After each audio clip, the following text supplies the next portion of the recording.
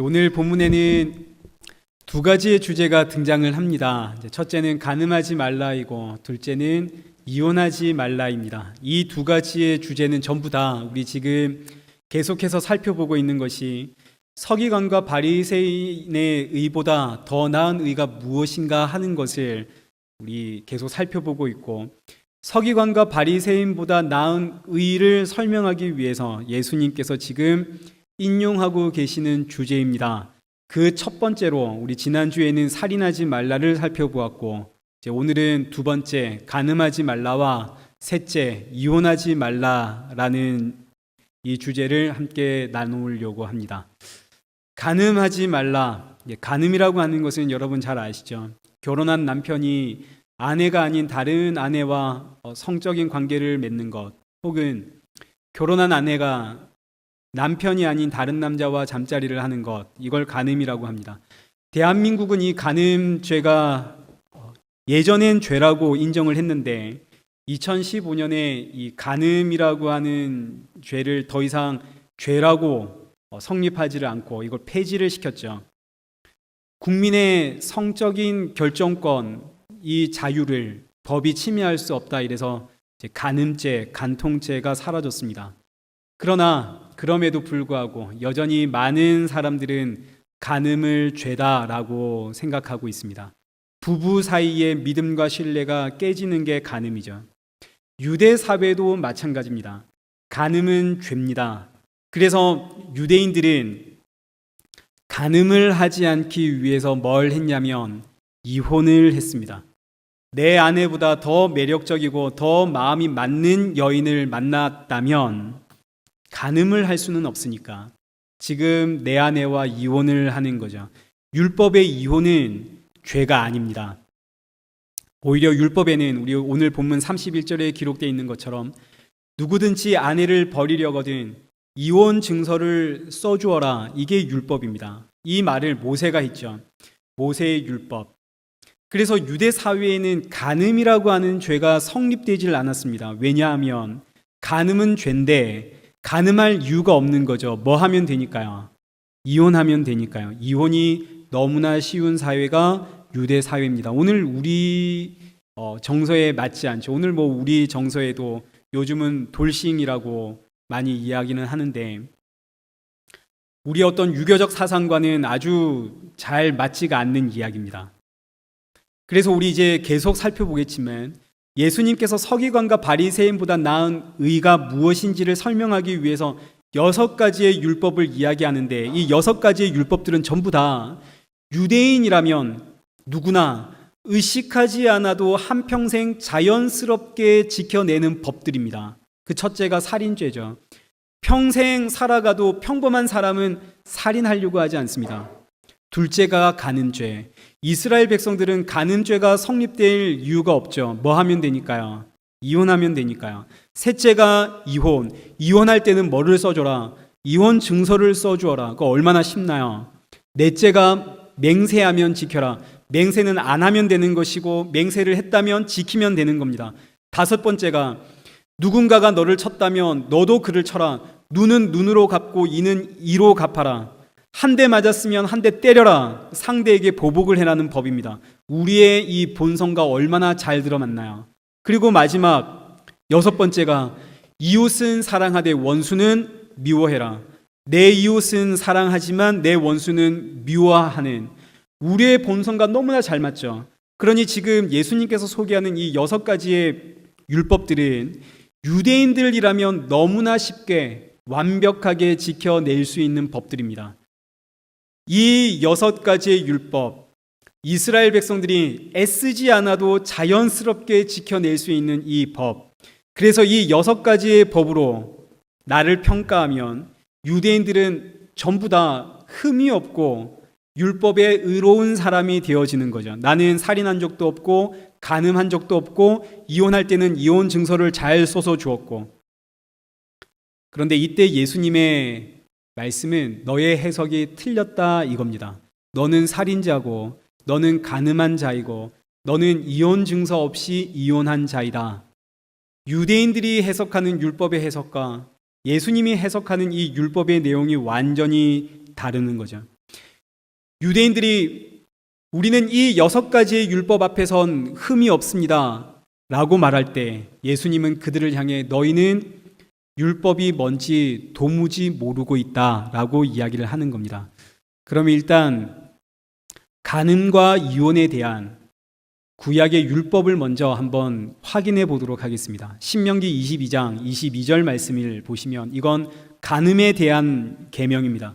어떤 남자가 유부녀와 동침한 것이 드러나거든 그 동침한 남자와 그 여자를 둘 다 죽여서 이스라엘 중에 악을 제할지니라. 처녀인 여자가 남자와 약혼한 후에 어떤 남자가 그를 성읍 중에서 만나 동침하면 너희는 그들을 둘 다 성읍 문으로 끌어내고 그들을 돌로 쳐 죽일 것이라. 간음을 하면 어떤 벌을 받습니까? 돌로 쳐 죽임을 당하는 벌을 받습니다. 이걸 머릿속에 잘 담아 두셔야 됩니다. 간음을 하면 어떻게 된다고요? 돌에 맞아 죽습니다. 그러면 간음하지 않으려면 어떻게 하면 됩니까? 이혼하면 되는 거죠.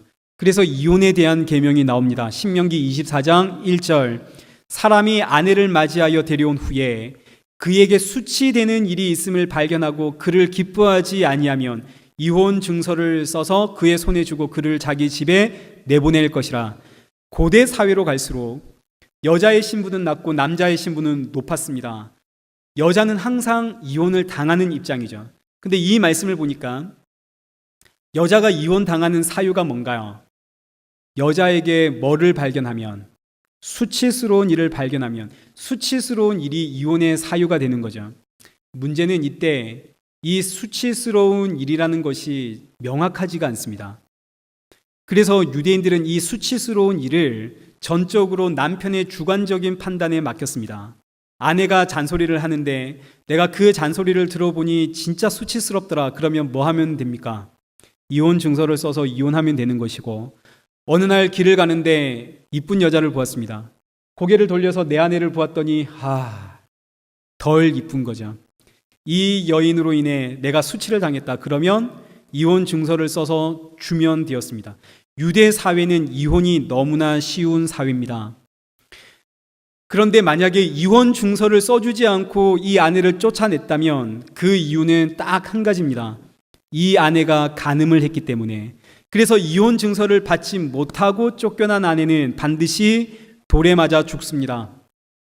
그런데 만약에 간음을 했음에도 불구하고 이혼 증서를 남편이 써주었다면 이 남편은 참 어떤 남편인가요? 훌륭한 남편이죠. 죽어야 되는 여인을 살렸으니까 훌륭한 남편이죠. 이게 지금 요셉과 마리아의 이야기입니다. 마태복음 1장 18절 말씀을 보시면 제가 안 했나 봅니다. 요셉과 마리아가 약혼을 했는데 어느 날 마리아가 임신을 한 거죠. 이때 요셉이 의로운 사람이라 가만히 끊고자 했답니다. 이게 무슨 의미냐면 약혼을 취소하면 마리아는 간음한 여인이라 돌에 맞아 죽습니다. 그래서 요셉이 일단 결혼을 하고 난 이후에 이혼 증서를 써서 이혼을 해야지라고 했다는 뜻입니다. 그래서 요셉을 의롭다고 할 때 요셉의 의로움은 어떤 의로움인가? 간음한 여인에게 이혼 증서를 써주는 의로움, 저 간음한 여인, 돌에 맞아 죽을 여인을 살려주는 의로움이라는 뜻입니다. 그래서 나중에 이제 조금 이따 살펴보겠지만 간음한 여인과 결혼하면 그 사람도 간음한 자가 되어집니다. 요셉의 입장에서 마리아가 임신을 했다는 것은 간음을 한 것인데 이 여인과 내가 결혼을 하겠다는 이야기는 나도 간음죄를 범하겠다라는 이야기죠. 요셉의 대단한 각오이고 결단입니다. 간음한 자는 어떻게 되나요? 이거 돌에 맞아 죽어야 됩니다. 그러니 요셉이 이 여인을 맞이하겠다는 의미는 내가 너를 위해 기꺼이 간음한 자가 되겠다. 내가 너를 위해 기꺼이 돌에 맞아 죽겠다라는 뜻이고, 이게 우리 이따가 살펴보겠지만 하나님과 우리의 이야기입니다. 하나님과 우리의 이야기. 나중에 자세히 살펴보겠습니다. 그래서 지금 유대인들은 간음이라는 죄를 지을 수 있는 그런 이유가 없죠. 이혼을 하면 되니까요. 그래서 이혼 증서를 잘 써서 마음에 들지 않으면 아내에게 이혼 증서를 써서 내보내 주었습니다. 이혼이 너무나 쉬운 사회, 유대 사회. 그런데 예수님께서 간음에 대해서 말씀을 하실 때에 우리 다시 오늘 본문 28절 한번 보시죠. 음욕을 품고 여자를 보면 마음에 이미 간음을 한 것이다 라고 말씀을 하십니다. 내 아내를 보니까 더 이상 이뻐 보이지 않더라. 아내를 볼 때 이뻐 보이지 않더라라는 음욕을 품고 보았으니 이건 간음죄. 다른 여자를 보니까 내 아내보다 더 이쁘더라. 이것이 간음죄. 오늘 우리가 TV를 보면서 야, 저 사람 참 이쁘다, 참 멋지다라고 할 때 그 평가의 기준 자체가 이미 음욕이기 때문에 이게 간음죄. 나는 그런 말을 하지 않습니다. 그런데 멋진 여자가 지나갈 때 내 눈이 돌아가고 멋진 남자가 지나갈 때 내 눈이 돌아가면 그는 이미 간음한 사람. 나는 그럼 눈 돌리지도 말아야지. 이쁜 여자가 지나가도 꾹 참고 억지로 눈 돌리지 않고 있어도 이미 마음으로 간음한 간음죄. 사람은 간음죄에서 벗어날 수가 없다는 이야기죠. 그리고 나서 32절. 아내가 간음하지 않았는데 아내를 내어버리는 자는 간음한 자. 이제 이렇게 예수님께서 지금 이 율법을 이야기를 했는데 이 율법을 듣고 나서 유대인들의 반응, 제자들의 반응이 어땠는지 여러분 아십니까? 마태복음 19장 7절 한번 보시죠. 똑같은 내용이 마태복음 19장에 다시 한번 기록되는데 제자들이 묻습니다. 여짜오되 그러면 어찌하여 모세는 이혼 증서를 주어서 버리라 명하였나이까? 예수께서 이르시되 모세가 너희 마음의 완악함 때문에 아내 버림을 허락하였거니와 본래는 그렇지 아니하니라. 내가 너에게 말하노니 누구든지 간음한 이유 외에 아내 버리고 다른 데 장가드는 자는 간음한 자이니라. 자, 그러자 10절에 제자들이 이르되 만일 사람이 아내에게 이같이 할진대 장가들지 않는 것이 좋겠나이다. 이게 지금 무슨 뜻인가요? 제자들이 뭐라고 하는 이야기입니까?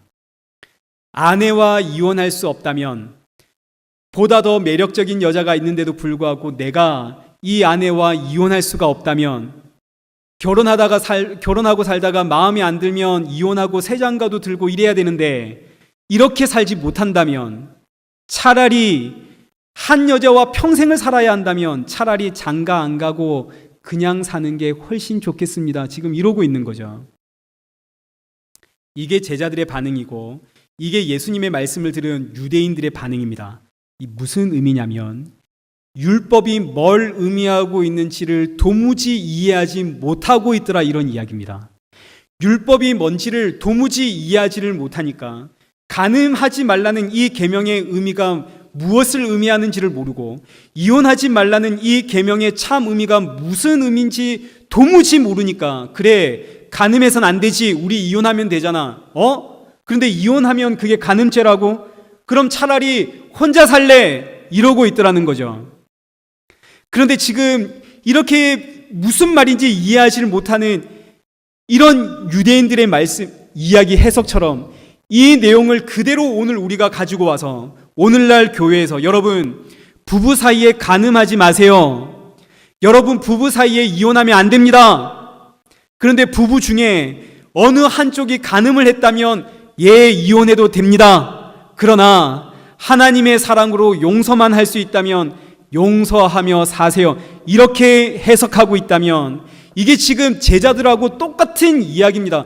율법이 뭔지를 도무지 이해하지 못하고 그럴 것 같으면 혼자 사는 게 낫겠네요 하고 있는 것과 별반 다를 바가 없는 간음이 뭔지도 모르고 이혼이 뭔지도 모르니까 간음하지 마세요. 이혼하지 마세요. 이게 교회가 할 소리인가요?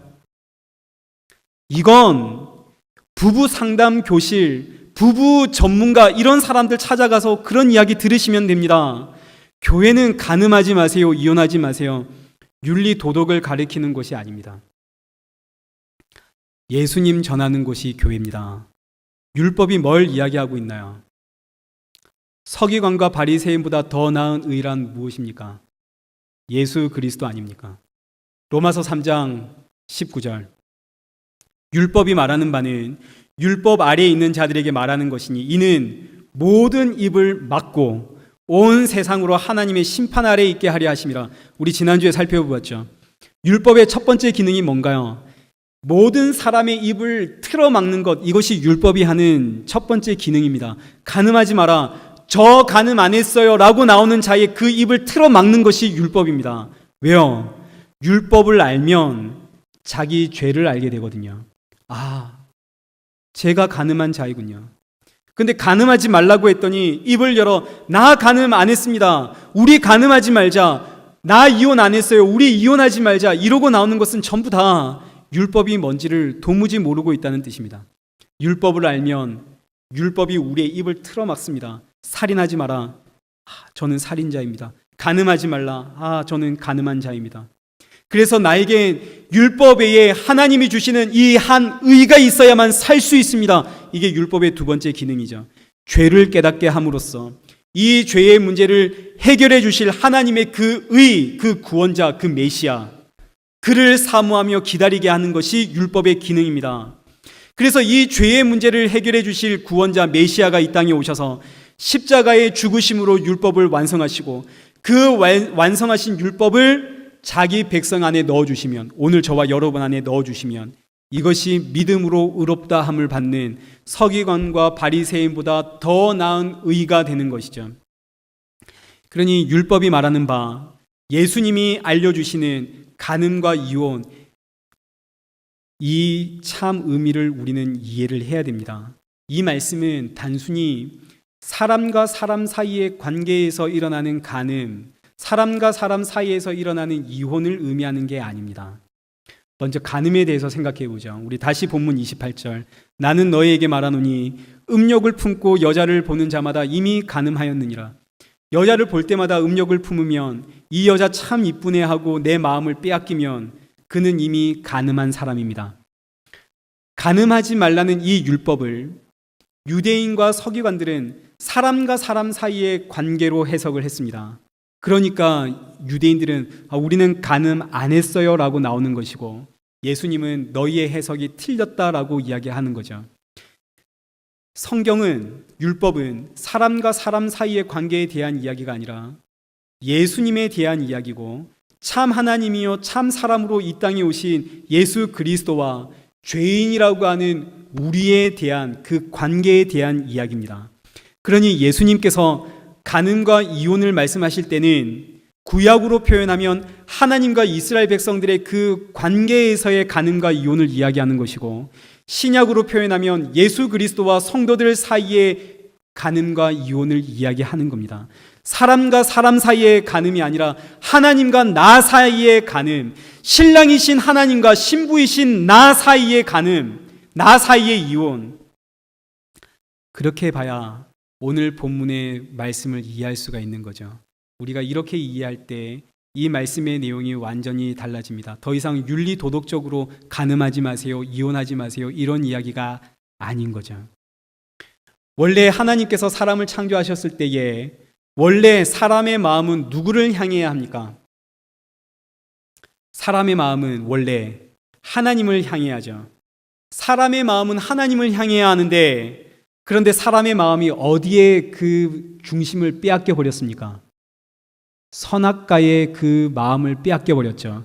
이게 간음입니다. 하나님과 나 사이의 간음. 선악과를 볼 때 사람이 어떤 마음을 품었나요? 보기에 보암직하고 먹음직하고 지혜롭게 할 만큼 탐스럽고, 이게 선악과의 이야기죠. 그럼 이제 이 말씀을 우리가 알고 다시 28절, 음욕을 품고 여자를 보면, 히브리어나 헬라어의 여자라고 하는 단어는 항상 문화라는 뜻을 포함하고 있습니다. 여자는 문화를 뜻합니다. 그래서 음욕을 품고 문화를 보는 자는, 음욕을 품고 세상의 문화를 보는 자는 이미 간음한 자다. 음욕이란 뭔가요? 음욕이라고 하는 것은 보암직하고 먹음직하고 지혜로울 만큼 탐스러워 보이는 것이 음욕입니다. 이게 뭘 이야기하는 건가요? 보암직하고 먹음직하고 지혜로울 만큼 탐스러워 보이는 것이 곧 선악과죠. 그래서 음욕을 품고 여자를 보는 것은 선악과 이야기를 하는 겁니다. 사람이 선악과를 먹은 이유가 뭔가요? 저 열매 먹으면 너도 하나님처럼 될 수 있다. 그 이야기를 듣고 저 열매를 보니까 얼마나 보암직하고 먹음직하고 지혜로울 만큼 탐스러워 보이는지, 나도 저거 먹고 하나님처럼 될래 하나님으로부터 독립을 선언한 것이 선악과 사건, 이것이 음욕을 품고 여자를 바라보는 자의 이야기입니다. 그래서 하나님으로부터 독립을 선언한 가늠한 이 아담과 하와 이후로 출생한 모든 인생은 전부 다 태어나면서부터 세상 문화의 마음을 빼앗긴 채 태어나죠. 그래서 세상을 볼 때마다 저 세상이 얼마나 보암직하고 먹음직하고 지혜로울 만큼 탐스러운지, 세상에 한평생 이 세상에 매달려 세상 붙잡고 살아가게 되어집니다. 이게 간음입니다.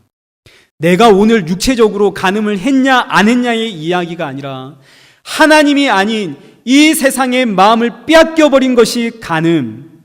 그래서 구약 성경을 보시면 종종 하나님과 나 사이의 관계를 하나님은 신랑, 우리는 신부로 등장을 하는 거죠. 에스겔 23장 3절과 4절에 두 여인이 등장을 하는데 오홀라와 오홀리바, 그 이름의 뜻은 하나님의 집이라는 뜻입니다. 하나님의 집, 하나님의 신부. 하나님의 신부 오홀라와 오홀리바는 어렸을 때부터 애굽과 뭘 했나요? 행음을 했더라. 그래서 이 에스겔 23장의 내용은 하나님의 신부인 오홀라와 오홀리바가 얼마나 행음을 했는지의 이야기가 쭉 기록되어져 있는데, 그 이야기를 정리를 하면 하나님의 신부 오홀라와 오홀리바는 출애굽하기 전 애굽에 있을 때부터 애굽과 행음을 했고, 하나님이 너희는 내 백성 내 신부라고 끄집어내서 구원해서 하나님의 어린 양으로 그 피로 출애굽시켜서 광야로 끌고 갔더니 광야에서도 금송아지 섬기면서 행음을 하고, 하나님께서 이들을 다시 끌고 약속의 땅 가나안 땅에 두었더니 그 가나안 땅에서도 행음을 그치질 않고, 하나님의 신부 그 어린 양의 피로 구원해낸 오홀라와 오홀리바는 끊임없이 행음을 그치지 않더라. 이 오홀라와 오홀리바가 누구의 이야기입니까? 이 누군가요? 신약 시대로 표현하면 예수 그리스도의 십자가 보혈의 피로 구원받은 성도를 의미하죠. 오늘 저와 여러분의 이야기 아닙니까? 우리가 오홀라와 오홀리바죠. 고린도후서 11장 2절에 내가 너희를 정결한 처녀로 한 남편인 예수 그리스도께 드리려고 중매를 한다. 그리스도는 신랑, 우리는 신부. 그런데 자꾸 우리는 예수님과 결혼을 했음에도 불구하고, 예수님이 너희는 나의 신부다라고 불러냈음에도 불구하고 우리는 자꾸 어디로 우리의 마음을 빼앗기나요? 우리는 세상을 향해 내 마음을 계속 빼앗기죠. 세상을 보면은 세상이 너무나 보암직하고 먹음직하고 지혜로울 만큼 탐스러워서 내 마음을 온통 세상에 빼앗깁니다. 예수의 피로 구원받아 나왔음에도 불구하고, 하나님이 나를 불렀음에도 불구하고 세상을 사랑하고 있는 나는 오홀라고 오홀리바이죠. 그러니 간음이라고 하는 것은 단지 사람과 사람 사이의 간음을 이야기하는 것이 아니라, 부부 사이에 간음하지 말아야 한다는 것은 세상 사람 누구에게 가서 물어봐도 다 동의하고 있는 메시지입니다. 이건 사람이라면 마땅히 남편에게, 마땅히 아내에게 지켜야 하는 사람의 됨됨이죠. 그건 도리이고 윤리고 도덕이고 상식입니다. 성경이 이 이야기하는 거 아니죠. 진짜 간음이 뭔가요? 예수님과 나 사이의 간음입니다. 요즘 미투 운동이 일어나서 많은 목사님들이 지금 고발을 당하고 있습니다. 목사들이 성교육이라는 이름으로 많은 성도들과 간음을 한 거죠. 이런 간음은 틀림없이 죄고, 이런 죄는 있어서는 안 되고, 이 죄는 가정을 파괴할 뿐더러 여러 사람들에게 깊은 상처를 남깁니다. 그런데 여러분, 동의 안 할 수 있지만, 마음으로 안 받아질 수 있지만, 이런 간음은 예수 그리스도 안에 있을 때 용서받는 간음입니다. 사람과 사람 사이에 일어난 간음은 예수 그리스도 안에 회개하는 자는, 참으로 회개하는 자는 얼마든지 예수 안에서 용서를 받습니다. 요한복음 8장 4절에 사람들이 간음한 여인을 붙잡아와서 예수님께 묻죠. 이 여인 어떻게 해야 됩니까? 예수님이 율법에 뭐라고 하더냐? 율법에는 돌로 쳐 죽여라 했습니다. 그때 예수님 뭐라고 하시나요? 누구든지 죄 없는 자가 먼저 돌로 쳐라. 무슨 뜻인가요? 사람과 사람의 그 간음은 나는 행동으로 옮기지 않았을 뿐, 나 역시 마음으로 이미 간음한 자이기에 행동으로 간음한 저 사람이나 마음으로 가늠한 나나 하나님 앞에서 우리는 똑같은 죄인이라는 이야기입니다. 그래서 율법은 사람의 입을 틀어막는 거죠. 할 말이 없습니다. 그래서 사람과 사람 사이의 간음은 예수 그리스도 안에서 얼마든지 용서를 받습니다. 그런데 절대로 용서받을 수 없는 간음이 있죠. 무슨 간음인가요? 첫째는 예수를 믿지 않는 간음이요. 둘째는 야고보서 4장 4절에 기록되어 있는 것처럼 예수 믿는다고 하면서 자신을 속이는 거죠. 예수 믿는다고 하면서 예수 이름 불러가며 세상을 구하고 있는 간음. 예수 믿는다고 하면서 예수 이름 불러가며 우리 자녀 이 세상에서 잘 되게 해주세요. 예수 이름 불러가며 이 세상에서 성공 좀 하게 해주세요. 예수 이름 불러가며 나 이 세상에서 잘 먹고 잘 살게 해주세요. 예수 이름으로 세상과 벗대려고 하는 이것이야말로 간음 중에 간음인데, 가장 무서운 간음이요 용서받을 수 없는 간음인데, 이 세상에 내 마음을 온통 빼앗겨서 예수 이름 불러가면서 세상 달라고 하고 기도하고 있는 이 무섭고 끔찍한 간음은 간음으로 보지 않고 사람 사이의 간음, 아이고 저 사람 간음했더라, 그러면 안 되지, 우리 간음하지 마라, 야 우리 그렇게 정죄할 자격도 없다, 이러고 있으면 이게 바로 제자들, 그러면 사람이 장가 안 가는 게 좋겠습니다라고 말하고 있는 그 제자들의 모습과 조금도 다를 바가 없는 모습이다, 이 이야기죠. 간음하지 말라, 이 계명은 예수 믿지 않는 것이 간음입니다. 예수 이름 부르면서 세상의 것 달라고 하는 것이 간음입니다. 예수님 믿으십시오. 이 세상에서 날 건져내기 위해 십자가에서 죽으신 예수님 믿으셔야 합니다. 세상에 예수 이름 불러가며 세상 달라고 하지 말고 나는 이런 죄인이니 날 용서하여 주옵소서 고백하며 예수 믿는 믿음 달라고 간구하셔야 됩니다. 그래서 사도 바울이 고린도후서 11장 2절에 성도를 정결한 처녀로 신랑이신 그리스도께 중매를 하려고 하는데, 오늘 우리가 어떻게 정결한 처녀가 될 수 있나요? 우리는 마음에서부터 간음한 자이고 세상을 너무나 좋아하는 간음한 자인데 우리가 어떻게 정결한 처녀가 될 수 있습니까? 방법은 오직 하나, 예수 그리스도의 십자가의 보혈. 그 보혈 안에 있을 때 우리는 점도 흠도 티도 없는 정결한 처녀가 되어집니다.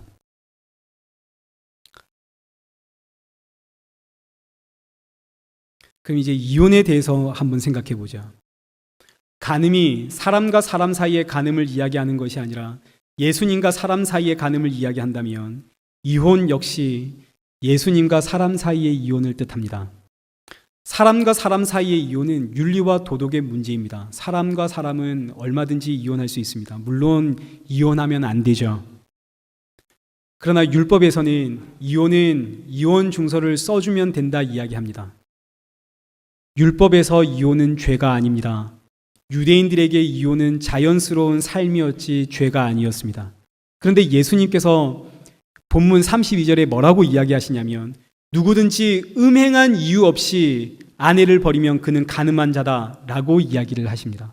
그러니 이 말씀의 1차적인 의미는 내 아내가, 내 남편이 간음하지 않았는데 이혼을 한다는 것은 있을 수가 없다, 이런 이야기로 우리가 받아들일 수 있겠죠. 그래서 저도 어렸을 때부터 이혼해선 안 된다라는 말씀을 쭉 들으면서 자랐습니다. 그러니까 여러분 이혼하시면 안 됩니다. 그러나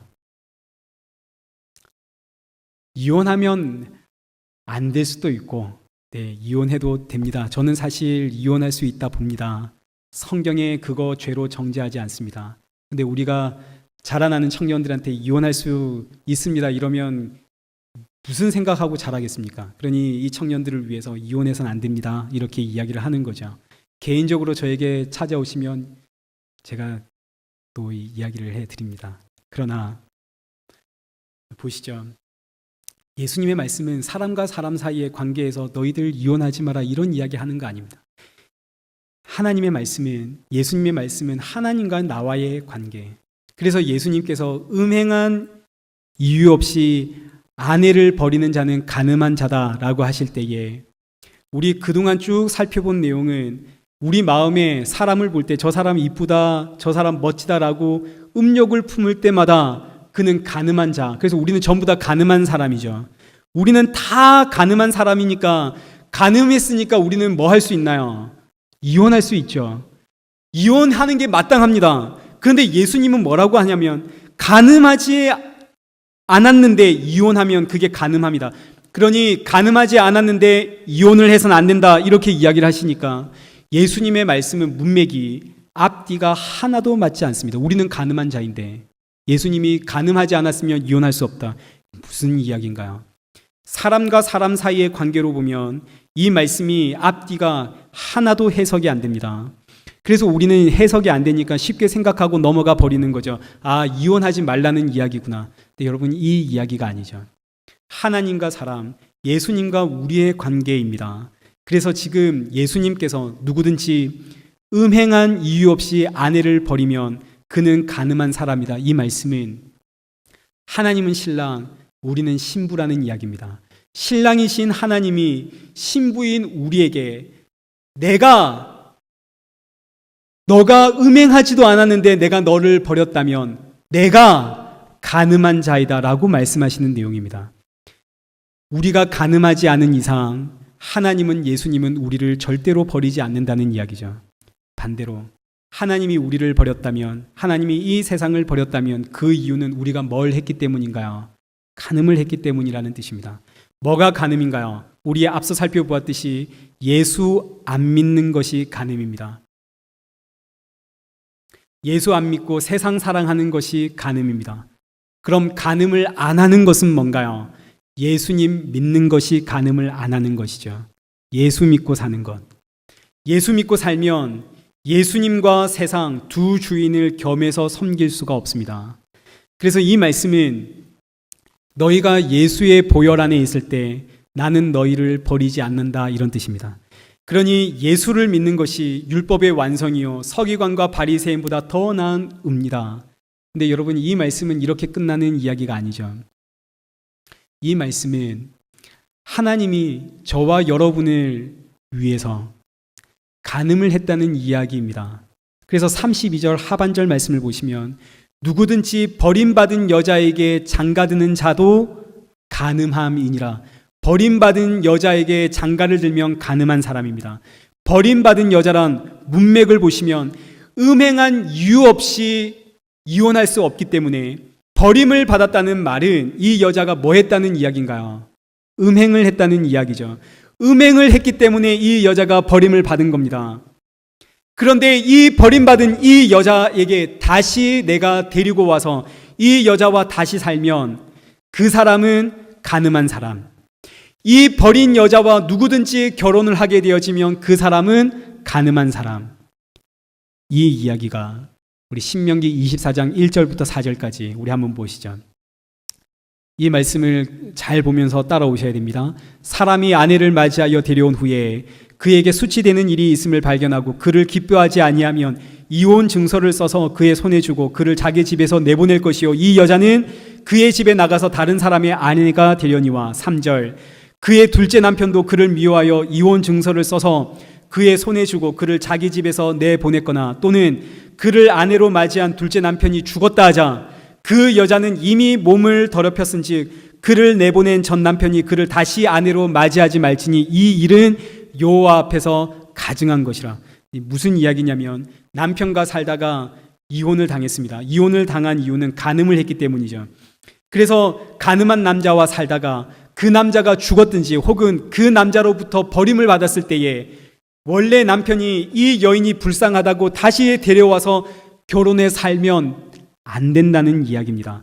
그렇게 살면 그게 이 남자가 간음을 행했다는 이야기죠. 이것이 지금 마태복음에 버림받은 여자에게 다시 결혼한 자는 간음한 자다라는 이야기입니다. 그러면 이제 이 버림받은 여자는 누군가요? 이 버림받은 여자는 선악과 사건 이후로 하나님으로부터 버림을 받은, 하나님으로부터 쫓겨난, 구약으로 따지면 이스라엘 백성들이고 신약으로 치면 저와 여러분 아닙니까?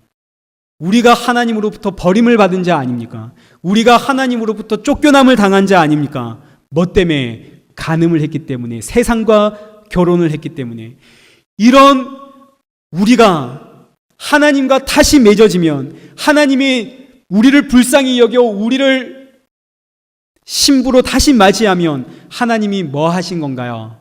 하나님이 간음한 것이 되죠. 그래서 예레미야 3장 1절 한번 보시죠. 가령 사람이 그의 아내를 버림으로 그가 그에게서 떠나 타인의 아내가 된다 하자 남편이 그를 다시 받겠느냐?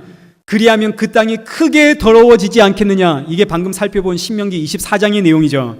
간음으로 인해 쫓겨난 여인을 원래의 남편이 불쌍하다고 다시 데려오면 그건 그 땅이 크게 더러워지는 부정해지는 악한 행위가 되어진다. 그런데 이어지는 말씀이 네가 수많은 무리와 행음을 하고도 어떻게 나에게 돌아오려고 하느냐? 여호와의 말씀입니다. 그러니 지금 이 버림받은 여인, 이 이스라엘 백성들이 신랑이신 하나님보다 세상 사랑해서 세상을 쫓아가며 살아가다가 힘든 일이 있을 때마다 하나님께 나와서 하나님 도와주세요, 하나님 도와주세요. 이러면 된다는 이야기입니까? 안 된다는 이야기입니까? 이런 안 된다는 이야기일 뿐더러 하나님께서 이런 백성들 받아주면 됩니까? 안 됩니까? 지금까지 세상이 좋아 세상에서 살다가 너무나 급하고 큰 일이 생겨서 그때마다 하나님께 돌아와서 하나님 용서해 주세요, 하나님 도와주세요. 이때 하나님이 그 기도를 받고 이 백성을 받아주면 됩니까? 안 됩니까? 하나님이 안 되죠. 하나님이 만약에 받아주면 하나님이 뭐한 행위가 되나요? 하나님이 간음한 행위가 되는 거죠. 하나님이 간음을 행하면 하나님이 돌에 맞아 죽어야 됩니다. 무엇보다 이스라엘 백성들은 세상이 너무 좋아서 하나님께 돌아갈 마음 자체가 없죠. 근데 하나님이 어떻게 하셨나요? 14절 말씀 한번 보시죠. 여호와의 말씀이니라 배역한 자식들아 간음한 아내야 돌아와라 나는 너의 남편임이라. 하나님께서 너희가 돌아만 오면 너희가 나에게로 돌아만 오면 나는 언제든지 너희를 다시 받아주겠다. 하나님께서 말씀을 하시는 거죠. 아니 간음한 여인을 다시 받아주면 하나님이 간음한 것이 아닙니까? 하나님이 간음을 행했다면 하나님이 하나님의 말씀을 어겼으니까 하나님도 죽으셔야 됩니다. 그래서 하나님이 어떻게 하셨나요? 죽기 위해 이 땅에 오시죠. 그분이 누구신가요? 참 하나님으로서 참 사람으로 이 땅에 오신 예수 그리스도. 예수님이 이 땅에 오신 이유는 하나님께서 간음한 여인들이 나에게로 돌아만 오면 내가 언제든지 그들을 다시 받아주기 위해서 언제든 돌아만 오면 너는 내 백성, 내 신부, 내 아내 하고 맞이하기 위해서 그래서 하나님이 자신의 죽음으로 받아주신 이 하나님의 백성 이렇게 돌아온 자들은 이제 절대로 하나님과 이혼을 할 수가 없습니다. 이것이 이혼을 할 수 없다는 예수님의 새 계명입니다. 이제 너는 나와 이혼을 할 수가 없다. 내가 널 위해 십자가에서 죽었기에 피 흘렸기에 내가 너를 다시 품에 안았기에 이제 너는 나와 다시는 이혼할 수가 없다. 이 이야기인 거죠. 그래서 성령이 나에게 임하면 예수 그리스도가 내 안에 내가 예수 안에 이것이 구약에서 남자와 여자 둘이 한 몸이 되었다는 뜻이요 하나님이 정한 것은 사람이 나눌 수가 없다는 뜻입니다. 남자는 누군가요? 예수 그리스도. 여자는요? 오늘 우리 예수의 십자가의 죽음으로 이 소식을 듣고 간음한 내 백성이 나에게로 돌아왔다면 이제 내 백성은 나와 한 몸이 되었기에 너희는 나와 이혼할 수가 없다. 세상에 이제 그 무엇도 너와 나를 갈라놓을 수가 없다. 과거엔 선악과에 네 마음이 빼앗겼지만 내가 너를 받아들이기 위해 십자가의 죽음으로 내가 너를 내 품에 안았기에 이제 너는 나와 다시는 이혼할 수가 없다. 이것이 이혼할 수 없다는 계명입니다. 그래서 이 말씀을 가지고 사도 바울이 로마서 8장 35절에 누가 우리를 그리스도의 사랑에서 끊으리요 환난이나 공고나 박해나 기근이나 적신이랴 위험이나 칼이랴 내가 확신하노니 사망이나 생명이나 천사들이나 권세자들이나 현재의 일이나 장래의 일이나 능력이 높음이나 기쁨이나 다른 어떤 피조물이라 하더라도 우리를 우리 주 예수 그리스도 안에 있는 사랑에서 끊을 수 없으리라. 이것이 이혼할 수 없다는 예수님의 계명입니다. 내가 너를 내 품에 다시 품었기에, 내가 널 위해 십자가에서 죽었기에, 내가 이제 너의 새로운 신랑이고 이제 너는 나의 신부이기에 이제 그 무엇도 우리를 갈라놓을 수 없다. 나에게로 돌아와라. 내가 널 위해 죽음을 각오했다. 이것이 하나님의 부르심, 이혼할 수 없다는 말씀이죠. 그런데 이 음성을 듣고 돌아오는 자가 얼마나 될까요? 예레미야 3장 14절 말씀 다시 한번 보시죠. 이 음성을 듣고 돌아오는 자가 성읍에서 몇 명? 성읍에서 몇 명 돌아왔나요? 한 명. 이스라엘 그 지파 중에서, 족속 중에서, 그 12지파 중에서 몇 명? 2명. 세상에 돌아와라, 돌아와라. 내가 널 위해 십자가에서 죽겠노라. 돌아와라, 돌아와라. 돌아오기만 하면 내가 너를 내 품에 안고 그 무엇도 우리를 갈라놓을 수 없도록 만들어 놓겠다. 근데 이 음성을 듣고 돌아오는 자가 몇 명이라고요? 성읍에서 1명, 족속에서 2명. 그러니 오늘날 죽기 위해 이 땅에 오신 그 하나님이 예수님이시라고, 제발 예수님 믿으셔야 한다고, 이 성경은 온통 예수님의 이야기라고, 예수 믿고 사시라고 아무리 외쳐도 예, 저는 예수 믿습니다라고 하면서 예수의 이름으로 세상의 것을 구하고 세상과 벗들라 그러고, 예수 믿는다고 하면서 예수 믿는 성도로서의 책임과 의무는 전혀 다하지 않고 나 예수 믿고 있잖아, 그럼 되잖아라고 이러고 있는, 예수님을 믿는다는 것이 무엇을 의미하고 있는지 조금도 깨닫지 못하고 예수님과의 인격적인 교제 전혀 가지질 못하는,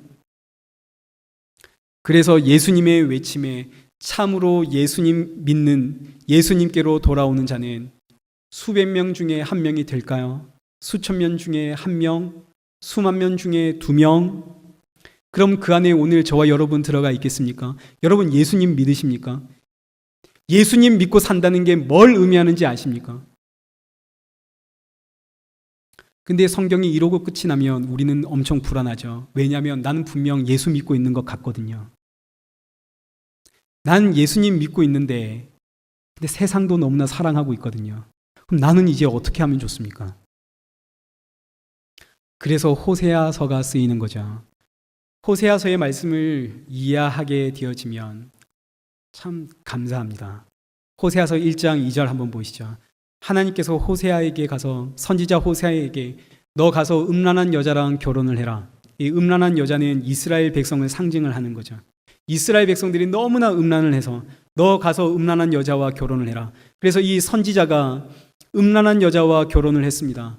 그런데 이 여자와 결혼을 했는데 이 여자가 다른 남자 쫓아가 삽니다. 그럼 호세아가 쫓아가서 그 여자 다시 데려오고, 그럼 이 여자는 또다시 다른 남자를 찾아 도망가 살고, 그럼 호세아가 가서 그 여자 또다시 찾아오고, 이게 하나님과 우리 사이의 이야기죠. 우리는 하나님과 결혼을 했습니다. 신약으로 표현하면 신랑이신 예수 그리스도와 우리는 결혼을 했습니다. 예수 그리스도의 그 십자가의 보혈의 피로 예수님과 우리는 결혼을 했죠. 근데 우리는 틈만 나면 세상이 좋아서 세상을 향해 갑니다.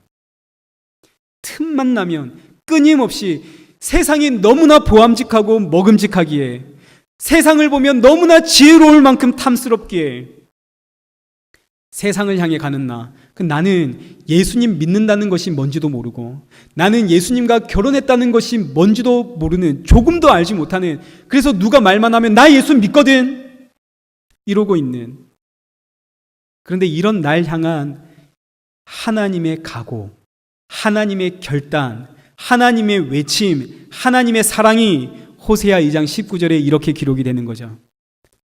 내가 너에게 장가들되 영원히 너와 살되 공의와 정의와 은총과 긍휼이 여김으로 내가 너에게 장가를 들어서 진실함으로 내가 너에게 장가를 들 것이다. 그때 네가 나를 여호와인 줄 알리라. 나는 끊임없이 세상을 향해 도망가는데, 나는 세상이 너무나 좋은데, 틈만 나면 세상을 보는데, 이런 내가 참으로 하나님의 신부, 하나님의 백성이라면, 예수 그리스도의 피에 값주고 산 하나님의 자녀라면, 이런 날 향해 하나님은 뭐라고 하시는가? 네가 아무리 세상을 향해 가도 넌 나의 신부다. 네가 아무리 세상을 향해 끊임없이 간다 하더라도 너와 나의 사이를 끊어놓을 것이 이 세상엔 아무것도 없다. 나는 너에게 영원히 장가들 것이고 너는 나의 영원한 신부다. 내가 그래서 반드시 너를 사로잡고 있는 그 세상에서 건져내고야 말겠다. 이게 예수님의 각오입니다. 우리는 지금도 세상이 너무 좋죠. 끊임없이 세상을 바라보죠. 이런 날 향한 하나님의 외침입니다. 내가 너를 반드시 세상에서 건져내겠다. 너와 나 사이 갈라놓을 것 이 세상에 아무것도 없다. 오늘 하나님의 이 음성이 내 귀에 들리고 이 말씀을 통해서 정말로 세상을 너무나 사랑하고 있는 이런 내가, 이렇게 간음한 내가 하나님의 점도 흠도 티도 없는 신부가 되기 위해 예수님께서 십자가에 죽으셨다는 그 사실이 정말로 나에게 지금 믿어지고 깨달아진다면, 지금 이 말씀이 내 안에 참으로 은혜로 다가온다면 세상 이것보다 더 큰 복은 없습니다. 이것이야말로 복 중의 복입니다. 이 복이 오늘 저와 여러분 안에 가득하길 축원합니다.